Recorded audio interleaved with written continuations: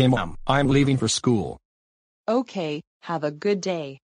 Goodbye. Goodbye. Jordan doesn't realize it, but today, I'm going to be his substitute teacher. Why? Because his principal thought it would be a good idea for me to do it so that I can have a chance to observe his behavior at school. Anyway, I need to get going too.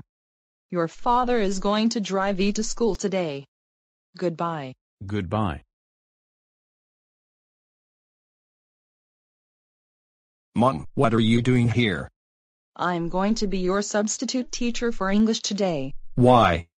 Because your principal thought it would be a good idea for me to be your substitute teacher for a day so that I can observe your behavior at school. After this class, we are going to have a conference with the principal and the vice principal to review your behavior.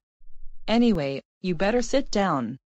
Class is about to begin. Hey, Jordan, why is your mother here? Well, she is going to be our substitute for today. This feels a bit embarrassing, to be honest. Well, hopefully she won't be as bad as Mrs. Davenport is. I guess you're right. Good morning, class. My name is Mrs. McFarland, and I am going to be your English class substitute today, because Mrs. Davenport has a doctor's appointment, but she will be here later. I will be passing around an attendance sheet, so make sure you sign it. Anyway, today, you will all be giving your presentations on your favorite reading genres that you all were supposed to be working on for the past few days. Okay, how about we start with you, Jordan? No, I refuse. Jordan, you are going to do your presentation right now whether you like it or not, so come on up here right now. Ugh, fine. Okay, my name is Jordan McFarland, and my favorite genre is nothing because I do not read books. And that's all I have. Okay, that was the worst presentation I have ever seen. That's it. I am giving you an F. But Mom. No buts. Now go sit back down. Okay, who would like to go next? Okay, you in the blue shirt can come on up. Okay, you may begin. Okay, my name is Zoe Taylor, and the genre I chose for my project is science fiction. Sorry to interrupt, Zoe, but Jordan, turn around and stop talking to your friends.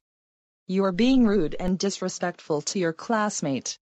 Now pay attention, okay Zoe, you can continue. Anyway, my favorite science fiction book is... I'm sorry to interrupt you again, but Jordan, get off your phone while your classmate is presenting. I told you to pay attention. Oh, shut up, Mom. You are just as bad of a teacher as Mrs. Davenport is. Screw both of you. Oh, Jordan, how dare you speak like that to me? That does it. Get out of this classroom right now, and I will see you at the conference with the principal and vice principal after class, where I will tell the principal and the vice principal what you just did. You can go sit out in the hallway until then. Hello, Mr. Wright and Mrs. Tanner. Hello, Mrs. McFarland. So, Mrs. McFarland, how did it go?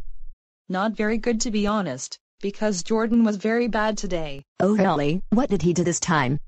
First, he did a very bad job on his English class presentation, which was the worst presentation I ever seen, and which I had to give him an F for.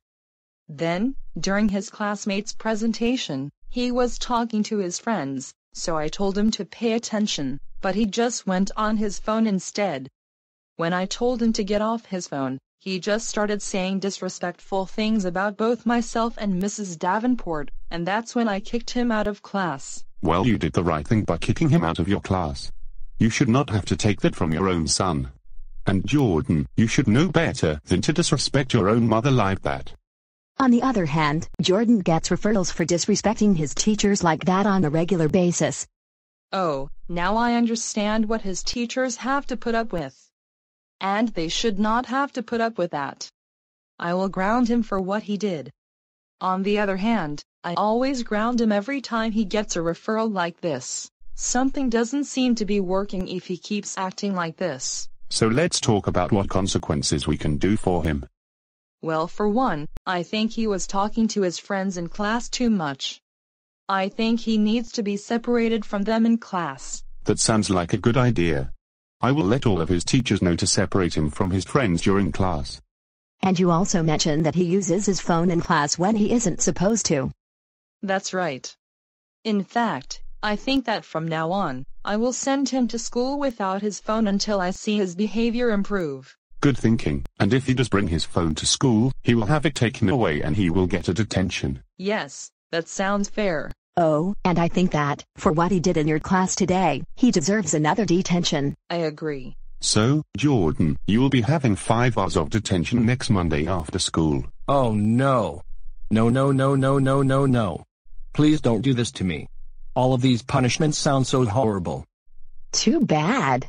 You deserve all of these punishments for the way you act, and you are going to be having these punishments until I see a change in your behavior. Anyway, Mrs. McFarland, if there is nothing else to discuss, then you may leave now, and take your son with you. And thank you for coming in today and being the substitute. You're welcome, and goodbye. Come on, Jordan, we are going home right now, and when we get home, you will be grounded. Jordan, how dare you misbehave in class while I was substituting for your English teacher? You were disrespectful toward both myself and your classmates.